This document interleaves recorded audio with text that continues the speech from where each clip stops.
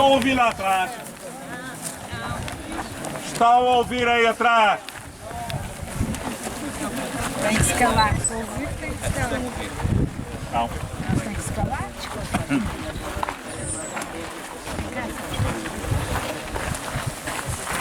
Ora, quando os espanhóis aqui chegaram, o Monte Brasil era propriedade privada e foi comprado, era uma quinta, e foi comprado para fazer a fortaleza.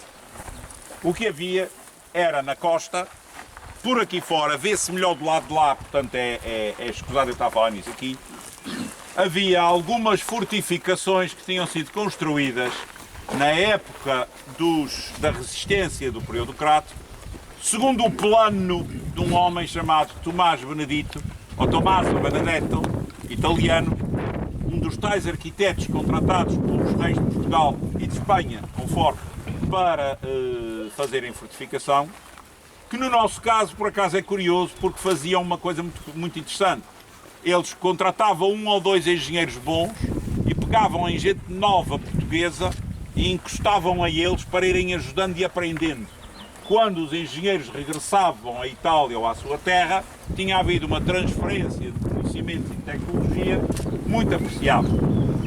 O que acontece é que o Tommaso Benedetto tinha dito e tinha desenhado e orientado o início da produção da fortaleza do lado de lá, que é de São Sebastião, e de um forte que fica deste lado, saliente e bonitinho, que é o Forte dos Três Paus ou de São Benedito.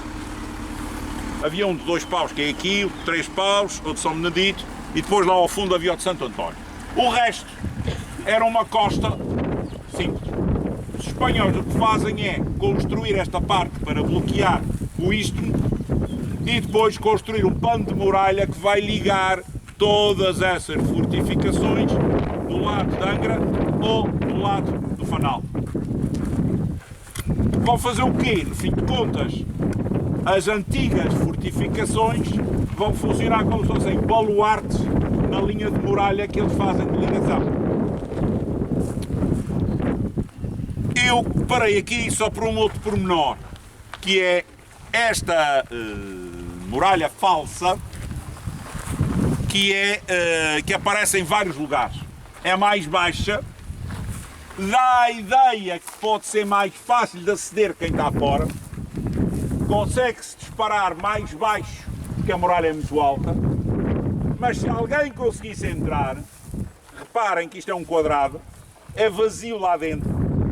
Se alguém conseguisse meter uma escada e entrar, quando chegava ali, tinha os de dentro dispostos a toda a volta a disparar e bastava meia dúzia para a entrada e o problema estava resolvido. Agora tem uma outra forma de resolver o problema da falta de material aqui.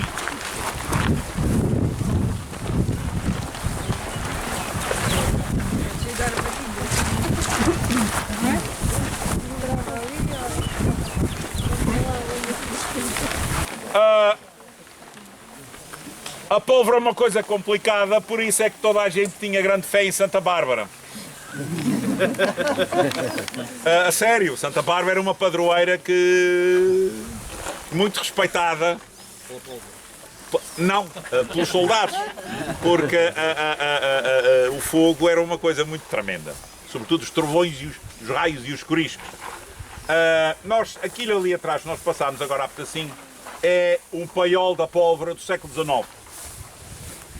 Seguindo as palavras do meu amigo já falecido Batista de Lima, o que ele dizia era: isto é o paiol dos preguiçosos, porque o paiol dos que sabiam o que é que estavam a fazer está no sítio certo.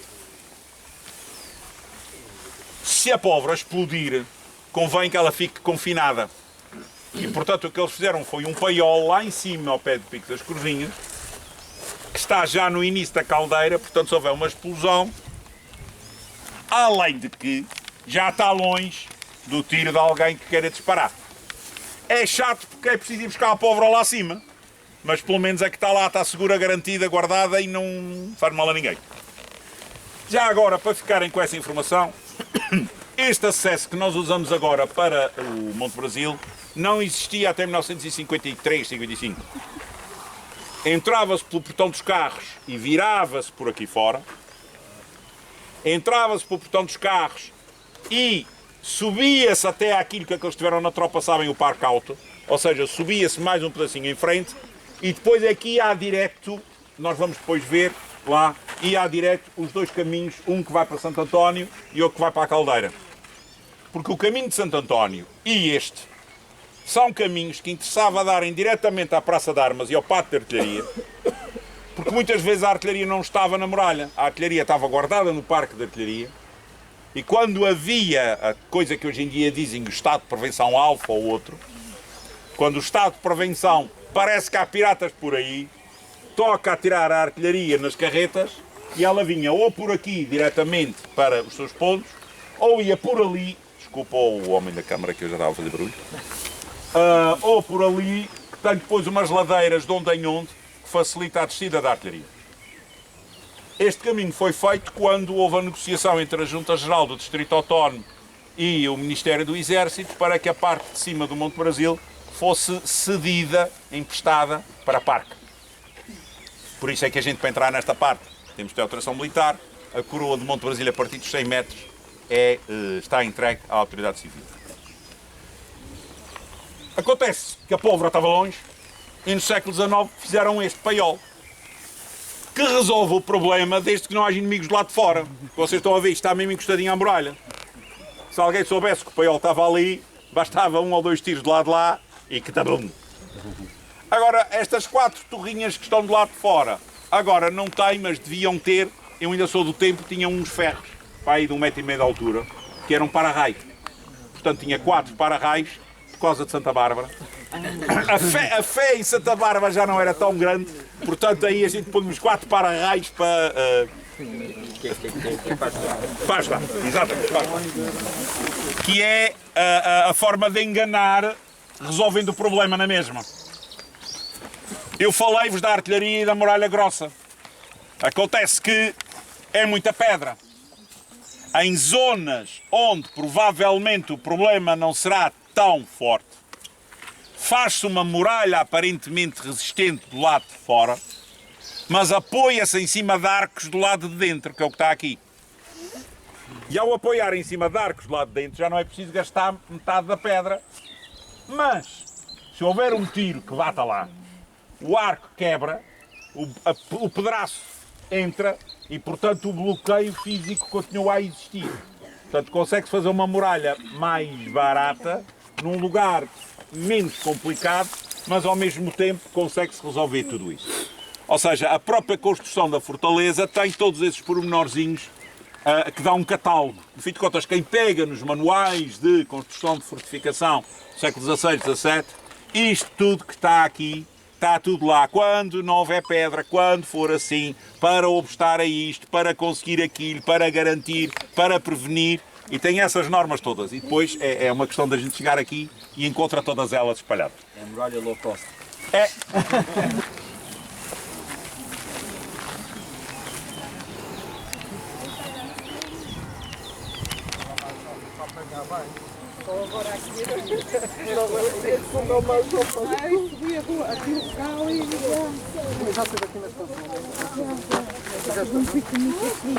Sim, mas aqui normalmente isto está vedado aqui. Pois, mas era bom. É daquelas antigas, estás a ver, medidas nas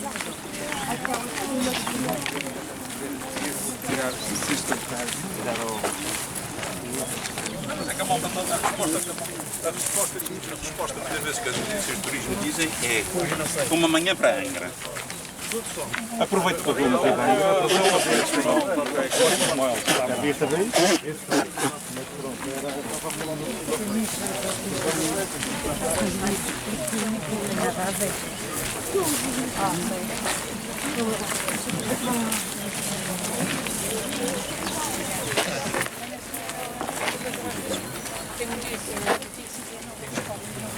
Já tem os montes aí com o almoço. É para lutas, pá. É só entrar lá com.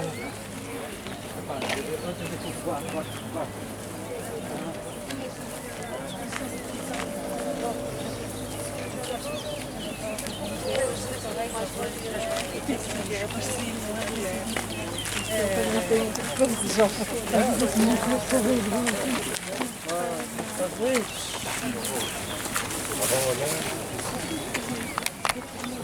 uma boa impressão de geografia. Ora bem, os senhores estão aí em baixo, mas por acaso deviam vir para cima, mas podem ficar aí. Têm é que olhar para lá. Esta casa é uma casa chamada Casa de Regalo. Ela é mandada construir pelo capitão, pelo governador da Fortaleza, espanhol, Dom Gonçalo Mexia. Por volta, olha, mais ou menos na mesma altura em que são iniciados os trabalhos no Hospital da Boa Nova, 1615. O Dom Gonçalo Mexia era galego, morreu aqui e foi chorado por toda a cidade porque era um governador muito bom e uma pessoa fantástica. Mas esta Casa de Regalo é a memória pequenina hoje da organização que era o Monte Brasil. A descrição que nós temos é que havia aqui uma quinta morada com tanques de água pouquinha, com vinhas e árvore de fruto, e que ia até à ermida de Santo António. E o Dom Gonçalo Mexia tinha mandado fazer 2 falsos baluartes pequeninos, que ainda há um lá em cima, embora meio desaparecido, meio da erva, onde se disparavam canhões de festa, portanto aquilo que hoje em dia a gente dispara quando a gente manda para o ar os foguetes das festas. Antigamente não havia foguete de festa, havia uns canhõezinhos pequeninos de 2 palmos, que punham assim em cima do muro e fazia dum. Portanto, é a mesma coisa. Ele largava ali porque era a festa de Santo António. Portanto, era uma casa com quinta, com capela. Tudo isto era uma estrutura aqui, com tanques de água, vinhas e árvores de fruto. A gente nunca mais conseguiu ter a autorização que fosse para fazer um mínimo de sondagem para ver se existe algum resto, alguma coisa disto. Isso era uma coisa muito bonita. E tem uma... sobretudo o que eu acho muito interessante é porque é mesmo um regalo. Isto é a espanhola, Casa de Regalo, a casa de descanso, era a casa de verão do governador, que se mudava para aqui, ou pelo menos para descansar aqui, porque agora nós estamos frente ao sol. Mas durante o verão, a partir da 1 da tarde, em que o sol já virou para o lado de lá, eu peço, se puderem, aqueles que ainda não fizeram isso, ou vão lá acima à ermida, que é mais fácil, escusam da seu guarda para vir aqui, mas vão lá acima à ermida, a cidade fica toda a brilhar ao sol, com o sol a bater durante a tarde, e isto aqui é uma sombrinha que com uma fresca é uma coisa fantástica.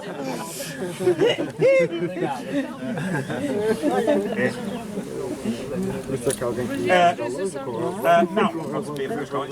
Não, fresca. É para vir daqui. A autorização para vir daqui normalmente é preciso pedir ao movimento, pedir com antecedência. A razão pela qual eu posso vos dizer, não vou agora estar a esconder nada. A razão pela qual o Exército tem alguma reticência em abrir as portas tem a ver com uma questão que estão a ver. Toda a gente tem consciência que isto precisava estar cortado, limpo e mantido. Quando havia a incorporação obrigatória, havia gente que no mínimo era posta a limpar. Agora não há. E eu também admito, quer dizer, da mesma maneira que o que se pede a um enfermeiro é que gaste o seu tempo a tratar da saúde e não propriamente a saber se as janelas estão a abrir e a fechar bem, isso deve ser a manutenção. Da mesma maneira, o Exército deve estar em condições de fazer aquilo que é pedido que o Exército faça e não propriamente a roçar a erva para que o turista veja. Isto devia ser negociado de outra forma. O certo é que o Monte Brasil, para já, ainda há pouca tropa, portanto a tropa que resta tem mesmo que fazer só aquilo que é a prioridade e portanto o resto que já não é prioritário. Desapareceu uma coisa que quem é mais velho já ouviu muita vez, que era a capacidade sobrante dos aviões da Força Aérea que traziam umas coisas, a capacidade sobrante da fragata da Marinha que trazia qualquer coisa. Hoje em dia o sobrante está um bocado inexistente. De qualquer maneira, aqui também é curioso porque aqui mais abaixo, um pouquinho sobre a vossa direita, está o Forte de São Benedito. E o Forte de São Benedito cruza fogo com o Castelinho ou com a Fortaleza de São Sebastião. A gente chama Castelinho de Tins, Mas se visitarem outros sítios, aquilo já não é tão pequeno assim. Aquilo é uma peça italiana, muito bonita, já foi estudada por engenheiros militares do Instituto de História Militar Italiano, mas por aqui vocês veem aquilo que era de facto a parte interior da baía que interessava. É importante a gente perceber que a Angra não era uma Angra grande, é uma Angra, não é uma baía. É um sítio de ancoragem, é um lugar onde se pode lançar âncora. Mas ela tinha sobretudo a função de permitir a relação com o mar do sistema de abastecimento que existia em terra. A frase ou o vosso conceito para a cidade tem que ser assim. Angra é, vamos dizer assim, Angra é da Baía, não é a Baía que é de Angra. A cidade é do mar, não é o mar que pertence à cidade. E para perceberem isso, já agora, aproveitem aquele paradão da Marina, que é um sítio muito bonito que eu uso. Qualquer dia a gente vai fazer uma visitinha lá. Aproveitem um sítio ali para fazerem o alinhamento com a Rua de São João e com a Rua Direita. E vão ver até que ponto é que as ruas da cidade foram construídas do mar para a terra. Porque o objetivo mesmo era ou os navios portugueses de guerra que estavam aqui para proteger os navios da frota da Índia, ou os navios espanhóis que também estavam aqui para proteger a frota da Índia, ou os navios que porventura aqui chegavam para se reabastecer, eles chegavam, ancoravam e entravam na cidade. E, portanto, a entrada era o Pátio Alfândega, a Rua Direita e a Praça Velha. Não é o certo é ver a Rua Direita do Cais e não a Rua Direita da Praça. O certo é ver a Rua de São João do Mar e não da Rua de São João. Nunca se esqueçam, o mar é que fez com que a cidade nascesse. Isto é um edifício do século XVII, é o único que eu conheço com uma chaminé de época do século XVII e é o único que tinha, aliás, duas chaminézinhas. Esta coisa, neste momento, está a ter algumas obras de conservação, mas continua por fazer a leitura cultural do mundo do Brasil. O que é que eu quero dizer com isto? É que nós agora estamos tão apaixonados pelo mata e pela natureza e pela árvore que perdemos o que foi a quinta do século XVI, que é comprada pelo rei de Espanha, onde é instalada uma guarnição que tinha mais de 1000 homens de armas. Eu estou a falar de 300 peças de artilharia, 1000 homens de armas, 15.000 arcabuzes. Isto era uma coisa enorme. E, portanto, todo ao monte, ao longo do século XVII e XVIII e XIX, e há fotografias ainda disso, tinha pomares, tinha trigo, tinha milho, tinha lenha, tinha tudo o que era necessário para o autoabastecimento da comunidade.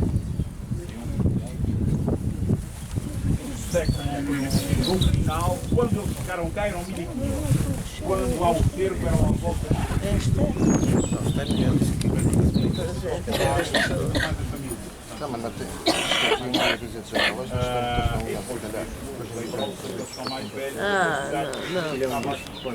Quando chega. moravam. E há mais de Câmara Portugal era uma monarquia. Tinha havido, era o bispo com o rei. Tinha deixado de ser o poder militar, mas que não era suscetível da lógica da monarquia, suscetível de ser apiado. Ele deixava de ser reino, mas não deixava de ser rei. Porque se ele deixasse de ser rei, significava que a monarquia portuguesa estava a dar um tiro no pé, dizendo que a República era melhor. Portanto, rei é rei. Agora, rei manda ou não manda? Aquele rei fez a asneira, deixou de mandar. Mas merece respeito porque continua a ser rei. Daí que eles foram batizados e os padrinhos foram as maiores autoridades da zona, como sinal de respeito perante o facto de eles serem rei. Não, normalmente era assim. Eu acho que não há várias fotografias mas não há nenhuma.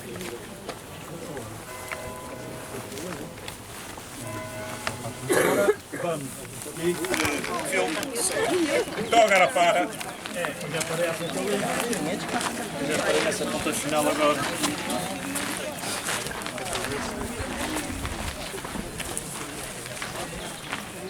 Se calhar foi antes da classificação.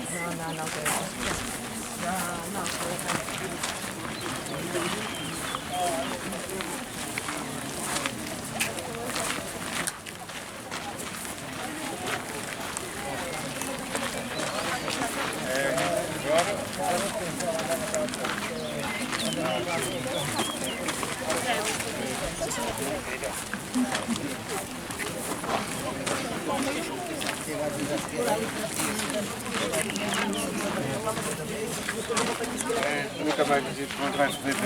Tem umas escadinhas ali ao lado. Tem umas escadinhas ali ao lado. Tem um rapaz de carro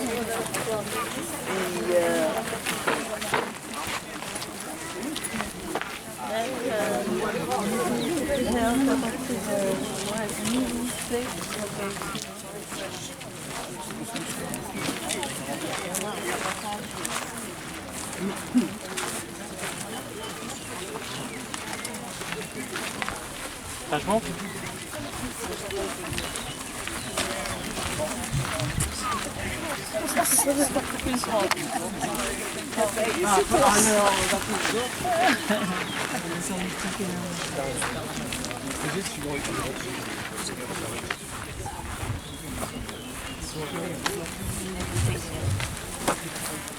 Isto vai para trás, isto no meio de tanta gente é natural.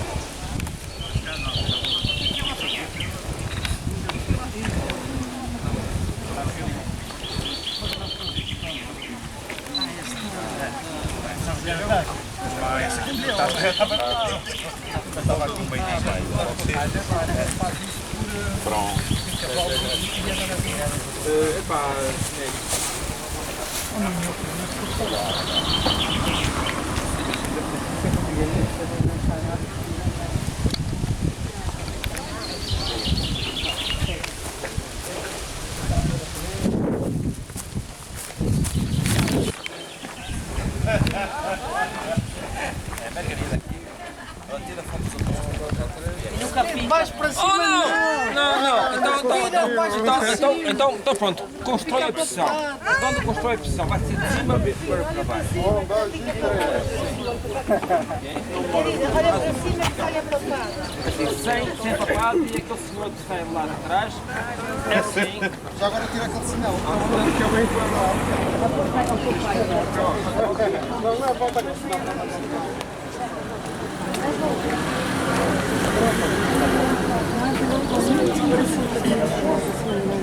Ora bem, espero que esteja quase toda a gente, os que ainda não estão, vão chegando devagarinho. Eu há bocadinho, quando estava a falar-vos, referi isto aqui.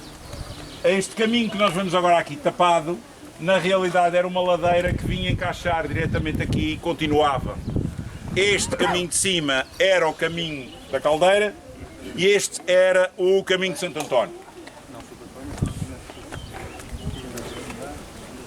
A melhor maneira que têm para perceber isto é procurarem na internet uma vista aérea do Monte Brasil e tentarem ver, que essa é que é a curiosidade no caso do monte, é que o Monte Brasil é tão grande que nós temos a tendência a imaginar o castelo e o monte. E é preciso ver os caminhos que foram feitos, sobretudo esses, esquecendo este RS que a gente fez agora, porque estes caminhos, todos eles, tinham, como eu disse e repito, uma relação com o Pátio da Artilharia e com a Praça de Armas de Castelo. Portanto, eram, digamos, corredores de acesso rápido à muralha, corredores de fornecimento de material de guerra à muralha, de um lado e do outro. E há sempre dois. Há um caminho a meia cota e há um caminho junto à muralha. De tal maneira que o caminho junto à muralha podia ser rápido para acesso, mas depois o caminho de abastecimento de segunda e terceira vez era feito por cima, depois com ladeiras que iam levando o material para baixo. Digamos que isto é visto como um amo-fortaleza. Eu estou a dizer isto durante muitos anos, houve uma discussão do ponto de vista técnico, se nós falávamos do castelo e do monte, ou se era o monte que era o castelo. É óbvio que do ponto de vista da propaganda turística interessava-me a mim dizer que isto fosse assim. Mas eu nunca gostei de fazer propaganda turística na base da mentira. E, portanto, o que tentei perceber com os meus colegas e amigos foi como é que isto funcionava. E, realmente, nós temos toda uma estrutura militar de abastecimento e de fornecimento e de colocação de material de guerra que entende o monte como um todo e não estamos aqui e aquilo é o quintal. Agora vamos pelo caminho de Santo António, que hoje é dia de Santo António.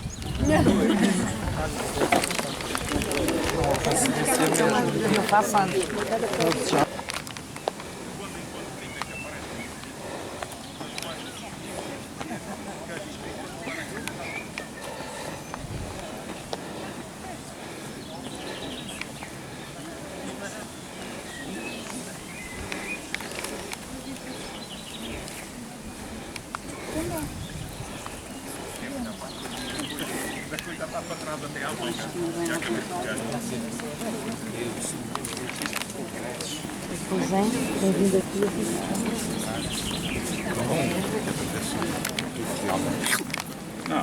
Não precisas tanto. Tens uma zona que... Duas mochilas dos temas e quanto tem uma calma.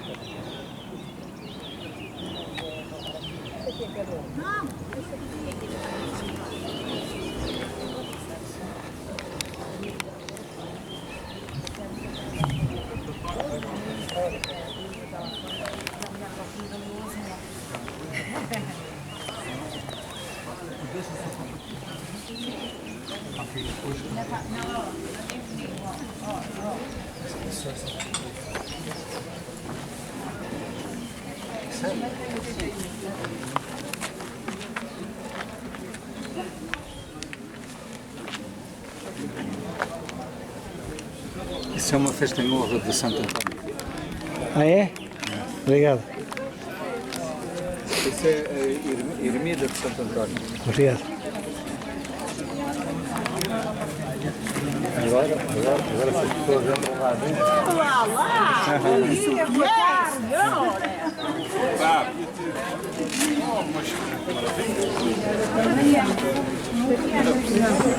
Minha tia casou aqui.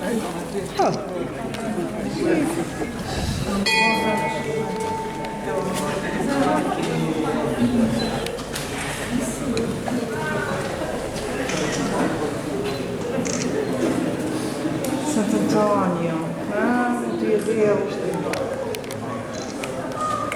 Tens brindeirinhas que giro.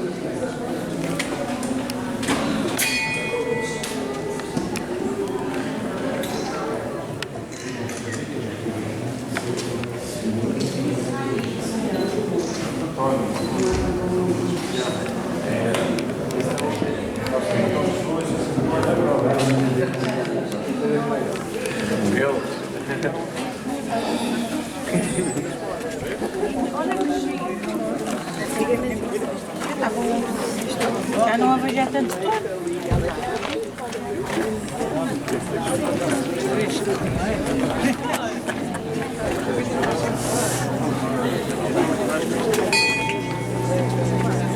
toca mais ou coisa. Eu só quero deixar este tipo. Não. O que é que eu sou mistura? Olha, eu conheci o seu pai. É natural. Isto então é sobre mim. Gosto mais de ler as coisas sobre mim.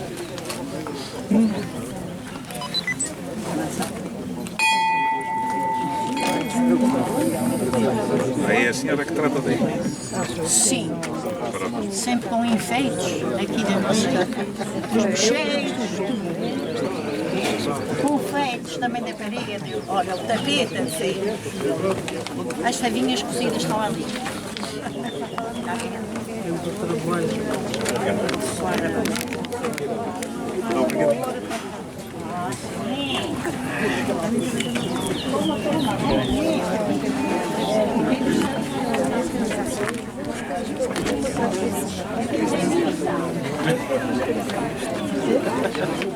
Ora, isto agora é mesmo fim de festa. Perdão, é o momento da festa, mas é o fim de festa. Eu espero sinceramente, para bem das pessoas que gostam do trabalho, que não peguem muito nesta ideia. Mas por outro lado espero sinceramente que alguém se lembre. Se alguma vez quiserem um mês de festa na Ilha Terceira, na cidade de Angra, é só lembrarem-se que a gente tinha Santo Antônio de Monte Brasil, que a gente tem o São João de Angra e depois tem o São Pedro. Ou seja, a gente podia começar na primeira semana de junho e acabar na última, tudo com razões e argumentos históricos e sem precisar de ir buscar nada a ninguém. A festa era uma festa muito ativa aqui. As pessoas juntavam-se, faziam arraial, iluminação, disparavam os tais canhões dali, tinha missa, tinha coro, tinha aquela bagunça normal de uma peregrinação, um sítio engraçado.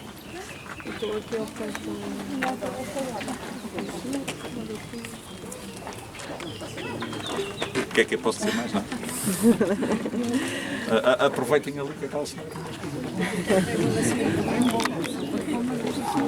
Em nome da Junta de Freguesia da Sé, queria agradecer a todos os participantes. Espero que tenham gostado deste evento e que a história, assim, entre pelos nossos ouvidos e pelos nossos olhos.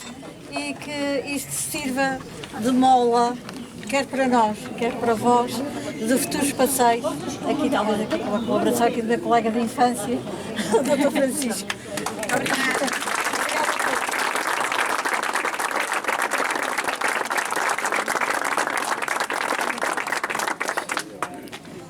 E agora numa atitude muito simpática aqui da senhora guardiã, uma massinha.